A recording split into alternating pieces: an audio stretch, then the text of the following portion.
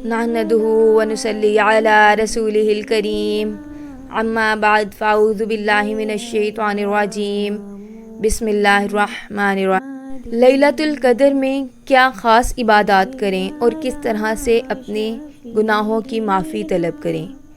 ख़ास इबादत में आप कुरान पाक की तिलावत कर सकते हैं, ज़िक्र अज़कार करें, माफ़ी तलब करें। अल्लाह ताला अपने बंदे की तौबा से खुश होता है।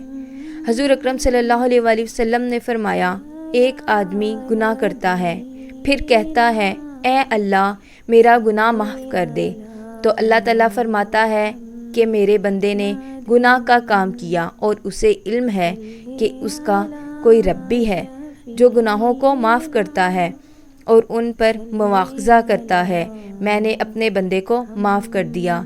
फिर अल्लाह ताला बख्शिश का वादा भी फरमाते हैं। सुभान अल्लाह, अल्लाह ताला अपने बंदे की तौबा से खुश होता है, साथ साथ उसको बख्शिश की खुशखबरी भी देता है। रसूल अकरम सल्लल्लाहु अलैहि वसल्लम ने फरमाया कि शैतान ने अल्लाह ताला से कहा, मुझे तेरी इज़्ज़त और जलाल की कसम, तेरे बंदे को उस वक्त तक गुमराह करूँगा जब तक उनके जिस्म में रूह रहेगी।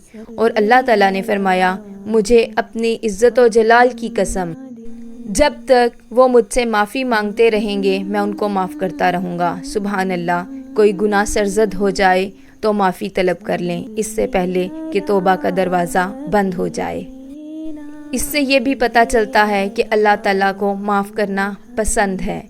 ख़ुसूसी तौर पर लैलतुल क़द्र में अपने गुनाहों से माफ़ी तलब करें, क्योंकि उसमें कबूलियत की बहुत सारी घड़ियाँ होती हैं।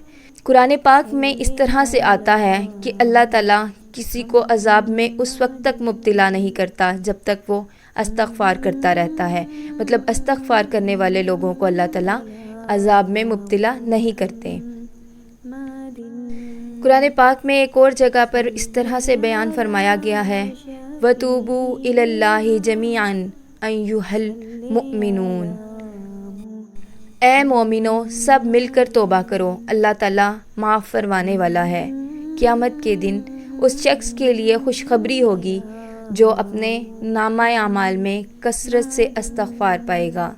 इस्तग़फ़ार करने वाले बने, दुआ करें और हमें भी दुआ में याद रखें।